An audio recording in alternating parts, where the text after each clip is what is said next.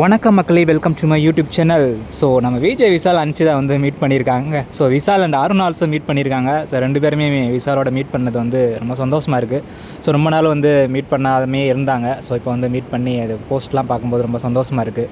So Anshitha and Vishal, அப்புறம் வந்து Arun and Vishal, so அந்த ஃப்ரெண்ட்ஷிப் பாண்டிங் வந்து இன்னும் அப்படியே இருக்குது அப்படின்னு தெரியும் போது ரொம்ப ஹாப்பியாக இருக்குது. ஸோ ஒரு ஃபோட்டோ போட்டிருந்தாங்க. சுனிதா நடுவில் எங்கிட்ட விஷால், அங்கிட்டு வந்து அன்சிதா இருந்தாங்க. லவ் யூ போத் அப்படின்னு போட்டு அந்த போஸ்ட் போட்டிருந்தாங்க. செம்மையாக இருந்தது. அதுக்கப்புறம் வந்து பிக் பாஸில் உள்ள நிறைய பேர் வந்திருந்தாங்க. ராணவ் வந்திருக்காரு, அர்ச்சனா வந்திருந்தாங்க, ஜெஃப்ரி எல்லாருமே வந்திருந்தாங்க. ஸோ அவங்களோடையெல்லாம் ஒரு ஃபோட்டோ போட்டிருந்தாங்க. ஒரே காரில் எல்லாருமே ட்ராவல் பண்ணியிருந்தாங்க. அருண் வந்து முன்னாடியும் அர்ச்சனாவும், ஸோ பின்னாடி வந்து அன்சிதா, விஷால், அப்புறம் ராணவ் வந்து பக்கத்தில் உட்காந்துருந்தார். ஸோ அவங்க 3 பேருமே சேர்ந்து ஒரு ஃபோட்டோ போட்டிருந்தாங்க. செம்மையாக இருந்துச்சு அந்த லுக்கு.